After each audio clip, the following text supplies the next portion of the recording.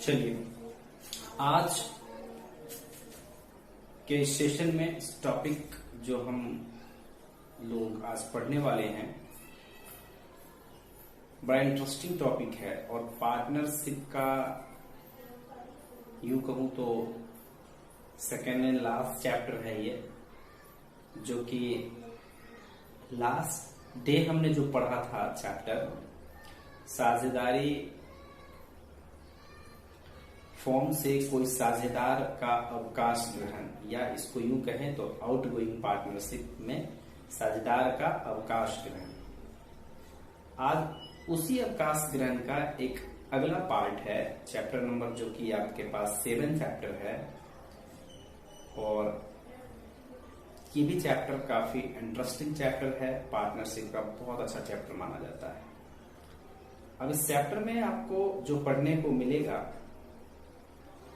इसका नाम है चैप्टर का साझेदार की मृत्यु, means death of a partner. सीधा सीधा यूं कहूं तो जब किसी पार्टनर से फॉर्म में अचानक किसी भी कारणवश, है ना, इंस्टेंट कह सकते हैं उसको, अचानक यदि किसी व्यक्ति की मृत्यु हो जाती है, आई मीन किसी साझेदार की मृत्यु हो जाती है, बड़ी शोक की बात है कि किसी साझेदार की मृत्यु हो जाती है, उस कंडीशन में हमारा साझेदारी भंग हो जाता है। तो आज इसी टॉपिक पर इसी सेशन को हम लोग आज पढ़ने वाले हैं, और ये टॉपिक बहुत इंटरेस्टिंग है, एग्जाम के पॉइंट ऑफ व्यू से बहुत अच्छा ये चैप्टर है, और इसको हम एक एक करके आज के क्लास में हम लोग इनके थियरी को समझेंगे, जो कि थियरी यदि अपने को समझ में आ जाता है तो समझिए आपके सवाल तो आना ही आना है, क्योंकि थियरी से ही, रूल्स से ही सवाल बनते हैं, और रूल्स यदि नहीं पता है तो फिर प्रॉब्लम है। अभी बिहार बोर्ड की जो सिचुएशन चल रही है उसके अकॉर्डिंग यदि मैं ये देखूं तो थियरी का बोलबाला है, लॉकडाउन चल रहा है, हम लोग घर से बैठ करके पढ़ रहे हैं, तो इस कंडीशन में ऐसा लग रहा है कि थियरी ज्यादा से ज्यादा पूछा जाएगा, जैसा कि लास्ट ईयर भी देखा गया था। चलिए कोई बात नहीं है, देखते हैं हम लोग आगे इसमें।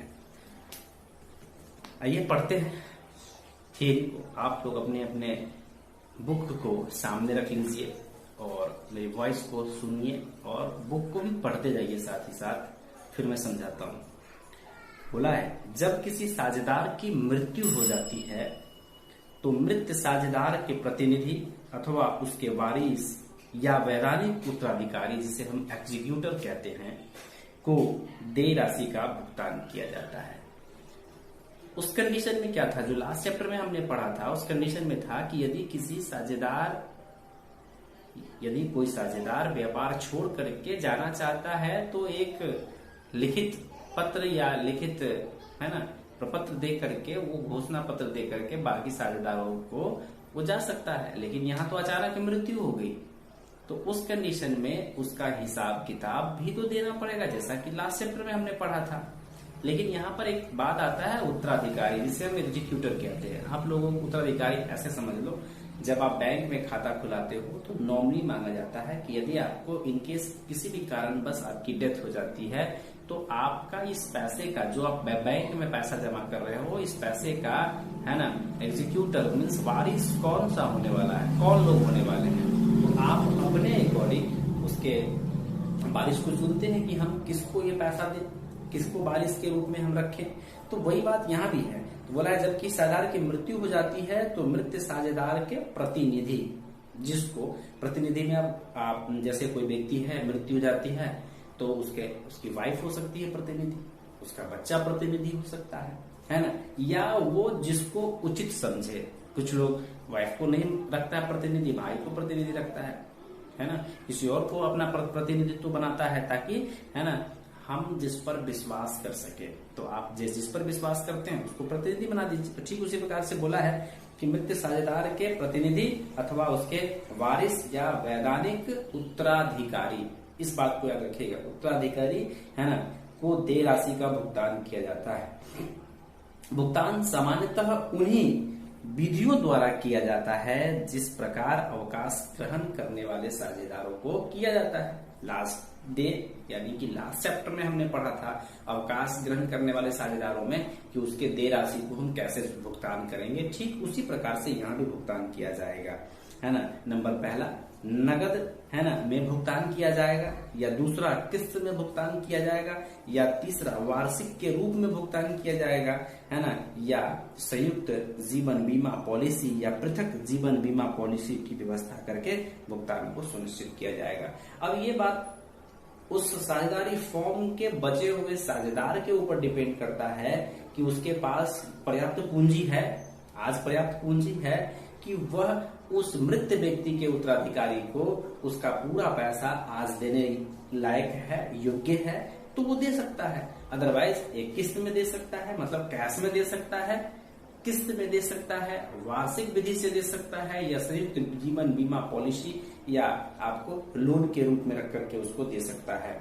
तो ये कुछ कारण है जो एक साझेदारी, है ना, फॉर्म से यदि किसी व्यक्ति का मृत्यु हो जाता है तो वहां पर हम इसको, तो यहाँ पर ऐसा क्वेश्चन कभी बनता नहीं है कि साझेदार की मृत्यु से आप क्या समझते हैं, ऐसा बनता नहीं है क्वेश्चन, है ना। लेकिन आपको ये पता होना चाहिए कि साझेदार की मृत्यु हो जाए, हाँ ऐसा एक क्वेश्चन हो सकता है कि साझेदार के मृत्यु पर, है ना, किसे उसकी राशि पाने का अधिकार प्राप्त है, तो ये आपको ऑब्जेक्टिव में आ सकता है, तो किसको, उसके उत्तराधिकारी को, तो ये आपको याद होना चाहिए। चलिए आगे बढ़ते हैं। मृत साझेदार के उत्तराधिकारी निम्नलिखित पाने के अधिकारी होते हैं। अब बात यह आती है कि मृत साझेदार के उत्तराधिकारी को कौन कौन सी चीजें, कौन कौन से ऐसे साझेदारी फॉर्म में ऐसे उसके अधिकार हैं जो उसे प्राप्त करने का अधिकार है। नंबर पहला, मृत साझेदार के पूंजी के, है ना, पूंजी खाते में जमा प्रारंभिक शेष अर्थात बैलेंस। सबसे पहली बात, जब वो आया होगा जिस दिन, उस दिन पूंजी लाया होगा, कैपिटल लाया होगा, वो कैपिटल उसे वापस ले जाने का अधिकार। जैसे उस दिन उसने 5 लाख रुपया लाया था तो आज वो 5 लाख रुपया ले जाने का भी अधिकार रखता है।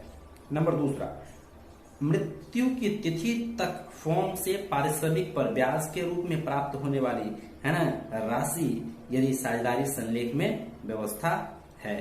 तो आपको ये भी देखना है कि मृत्यु के तिथि तक, आज सपोज कीजिए कि आज उसकी मृत्यु होती है, तो आज तक जब से बिजनेस स्टार्ट हुआ है ना, सालाना, जैसे मान लीजिए जनवरी से हम आज तक का हिसाब जोड़ते हैं, तो आज तक के हिसाब को वो उसमें व्यापार से लेने का अधिकार रखता है। नंबर तीसरा है फॉर्म की ख्याति, मृत साझेदारों के, है ना, अनुपातिक भाग। फॉर्म की ख्याति में मृत साझेदारों का अनुपातिक हिस्सा, जिस प्रकार से वो आया होगा, मेहनत किया होगा, तो गुडविल जो व्यापार की बनी है, प्रतिष्ठा मार्केट में है, उस प्रतिष्ठा, है ना, में से भी उसे कहीं न कहीं पैसे चाहिए, तो उस अपने हिस्से के अकॉर्डिंग वो पैसा लेगा। नंबर नेक्स्ट बोला है कि फॉर्म के अवितरित लाभ एवं संचित, है ना, जिसको हम अनडिस्ट्रीब्यूटेड प्रॉफिट एवं रिजर्व कहते हैं, तो अनडिस्ट्रीब्यूटेड प्रॉफिट एंड रिजर्व में मृत साझेदारों का अनुपातिक हिस्सा, ऐसा प्रॉफिट जो पिछले साल का है, जो अनडिस्ट्रीब्यूटेड है, नहीं बटा हुआ है ना, और ऐसे प्रॉफिट या रिजर्व फंड, उसको उसमें से भी उसका हिस्सा जितना बनता है वो बिल्कुल ले जाएगा। आगे बनता है कि वर्ष के प्रारंभ से मृत्यु की तिथि तक फॉर्म में उपार्जित लाभ में अनुपातिक हिस्सा। ये भी एक बात याद रखिएगा कि शुरू से लेकर के, मीन्स जनवरी से लेकर के, जनवरी से व्यापार शुरू हुआ है तो जनवरी से लेकर के अभी तक, जो जब जिस दिन मरा है उस दिन तक के लाभ हानि निकाल करके, यदि लाभ हुआ है तो लाभ दे दीजिए उसको, हानि हुआ है तो उतना पैसा आप काट लीजिए उसके खाते से, ये बनता है। तो ये कुछ पॉइंट है, 5 पॉइंट 6 पॉइंट दिया है इसमें, मैंने 5 पॉइंट आपको समझाया है। 5 पॉइंट आपको किसी भी कीमत में याद होने चाहिए, ये क्वेश्चन एग्जाम में आता है। एक मृत साझेदार के उत्तराधिकारी को फॉर्म से क्या क्या पाने का अधिकार प्राप्त होता है। इतना याद रखो ना कि जब कोई व्यापारी जाता है, जो चीज लेकर के जाता है वही यहाँ पर मृत साझेदार में भी है, लेकिन यहाँ पर उत्तराधिकारी को मिलता है, वहां पर वो खुद लेकर के जाता है। आगे है मृत साझेदारों के पूंजी खाते को डेबिट की जाने वाली मदें, मतलब कौन कौन सी ऐसे ऐसे पॉइंट है जो मृत साझेदारों के खाते में डेबिट होंगे, है ना, और कौन कौन से ऐसी चीज है जो मृत साझेदारों के खाते में क्रेडिट होंगे। तो क्रेडिट तो हमने देख लिया, ऊपर जो है हमने क्रेडिट वाले ही आइटम देखे हैं कि उसको मिलना मीन्स लाभ होना, तो क्रेडिट जाना।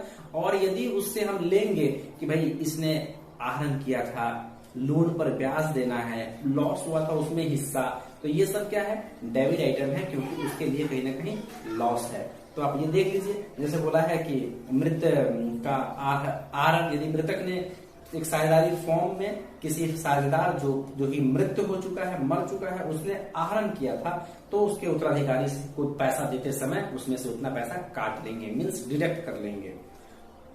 आहरण पर ब्याज यदि कोई हो तो आहरण पर का ब्याज भी, यदि कोई ब्याज है तो हमें तो ब्याज चाहिए, है ना। अवितरित हानि में मृत्यु का अनुपातिक भाग, देखो जैसा ऊपर वाला ने याद कर रहे हो ना, वैसा ही सेम यहाँ पर भी। अवितरित मीन्स, है ना, अनडिस्ट्रीब्यूटेड लॉस, यहाँ पर आप लॉस कहिए, वहां पर प्रॉफिट था तो वो ले जाएगा, लेकिन लॉस है तो यहाँ पर वो दे करके जाएगा। तो ये बातें आप याद रखिएगा। ख्याति के मूल्य में कमी होने पर, घाटा होने पर, ऐसा वैसे संभव नहीं है, ऐसा वैसे होता नहीं है, लेकिन फिर भी ऐसी स्थिति कहीं आती है, उत्पन्न होती है, तो वहां पर भी आपको दे करके जाना पड़ेगा। संपत्ति एवं दायित्वों के पुनः मूल्यांकन, ये बातें बहुत इंपोर्टेंट वाली बात है कि संपत्ति और दायित्वों की मूल्यांकन होंगी, वहां पर यदि लॉस होगा तो उसे उतना रुपया भरना पड़ेगा, और फायदा होगा तो उतना रुपया वो ले करके वैसे भी जाने वाला है। तो ये पॉइंट आप याद रखिएगा, ये बहुत इंपोर्टेंट पॉइंटों में से एक पॉइंट आता है। आगे, साझेदार की मृत्यु का एक साझेदारी फॉर्म पर क्या क्या प्रभाव पड़ता है। जैसा प्रभाव एक व्यक्ति के जाने से होता है व्यापार छोड़ करके, वैसा ही मृत्यु होने से भी होता है। तो पढ़िए, पेज पलट करके देखिए। अच्छा, उससे ऊपर आपको एग्जीक्यूटर से संबंधित और वो जर्नल एंट्री में दी हुई है, तो वो जर्नल एंट्री मैं अभी नहीं पढ़ाने वाला हूँ। जर्नल एंट्री मैं आपको पढ़ाऊंगा, है ना, जब मैं ऑफलाइन क्लास में आपसे मिलूंगा तो जनरल एंट्री पढ़ाऊंगा। अभी मैं आपको सिर्फ और सिर्फ ऑनलाइन की बात कर रहा हूँ, तो उसमें थियरी भी समझा रहा हूँ। जब या हो सकता है या लॉकडाउन नहीं खुलता है तो ऑफलाइन जब न पढ़ा कर तो ऑनलाइन भी पढ़ाऊंगा, तो बोर्ड के सहायता से पढ़ाऊंगा। आगे है कि साझेदार के मृत्यु का एक प्रभाव क्या पड़ता है, एक व्यापार पर साझेदार के मृत्यु का प्रभाव क्या क्या है। तो सुनिए, बोला है किसी साझेदार की मृत्यु हो जाने पर पुरानी साझेदारी का अंत हो जाता है और नई साझेदारी का निर्माण हो जाता है। जिन लोगों ने कल याद किया था एक साझेदार के जाने से क्या क्या प्रभाव पड़ता है, जिनको वो याद होगा उनके लिए याद करने का ये बहुत आसान तरीका है, 2 मिनट भी नहीं लगेंगे और उनको ये सारा कुछ याद हो जाने वाला है ना। शेष जीवित साझेदार के हिस्से में वृद्धि हो जाएगी। वहां पर क्या बोला था, शेष साझेदारों की वृद्धि हो जाएगी, यहाँ पर जीवित लगा दिया, थोड़ा सा चेंजेस किया हुआ है। विद्यमान या जीवित साझेदारों के लाभ हानि अनुपात में परिवर्तन हो जाएगा और मृत साझेदार के दावों का निर्धारण करना पड़ता है। तो ये पॉइंट भी आप बहुत अच्छे से समझ लेना, क्योंकि ये आपको एग्जाम में पूछा जा सकता है कि साझेदार के अवकाश ग्रहण या साझेदार के मृत्यु का एक साझेदारी फॉर्म पर क्या क्या प्रभाव पड़ता है। तो ये बातें आप दिमाग लगा लेना। फिर कुछ ऐसे पॉइंट है जो कि ऑफलाइन ही हम समझा पाएंगे आप लोगों को, तो ये आप देख लीजिएगा, है ना। इतना थियरी इसका काफी है जो कि इस चैप्टर में है। रही बात प्रैक्टिस करने की, देखो थियरी ऐसी चीज है जिसको आपको लिखना पड़ेगा, क्वेश्चन को लिखना पड़ेगा, लिखने के बाद क्वेश्चन को आपको पढ़ना पड़ेगा, है ना, याद करना पड़ेगा, लिख लिख करके प्रैक्टिस करना पड़ेगा। जिसको लिखने की हैबिट नहीं है तो एग्जाम में लिखेगा क्या, कुछ नहीं लिख सकता। क्वेश्चन लिखिए,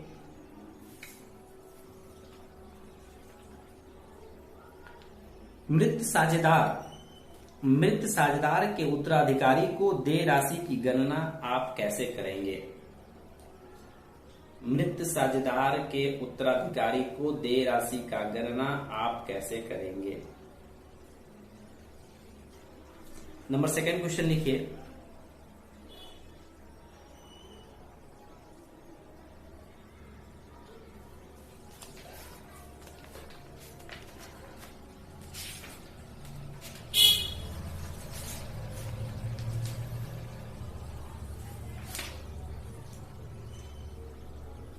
मृत साझेदार ऐसा लिखिए, साझेदार के मृत्यु होने से एक साझेदारी फॉर्म पर क्या क्या प्रभाव पड़ता है।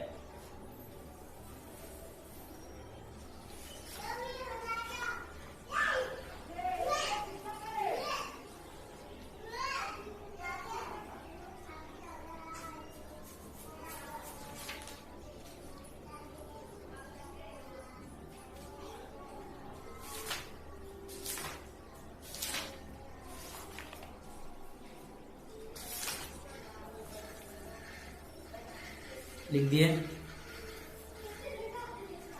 लिखिए क्वेश्चन लिखिए, साझेदार के उत्तराधिकारी का खाता कब खोला जाता है?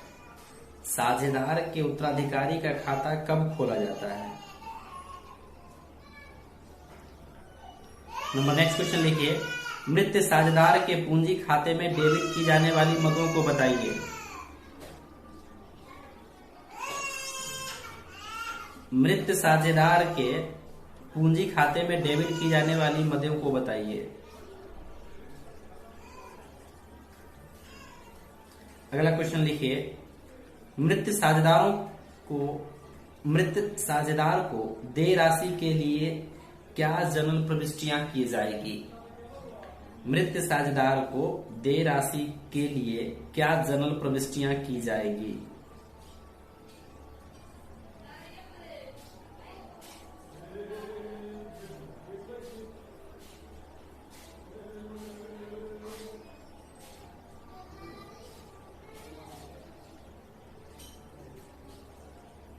ये कुछ क्वेश्चन है, इनको देख लीजिएगा, बाकी और आप पढ़िएगा, समझ में आ जाएगा, है ना।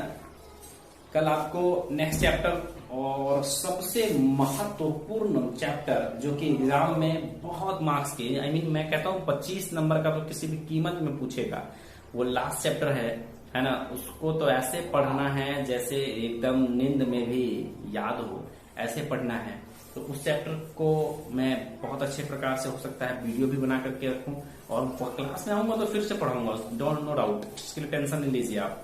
क्लास में आऊंगा तो पढ़ाऊंगा ही पढ़ाऊंगा, बट अभी जिनके पास ये वीडियो मिल रहा है, वीडियो आपके पास पहुंच रहा है, इसको आप बार बार सुने और किताब को अपने पास रखें, है ना, और उसको आप समझने की कोशिश करें।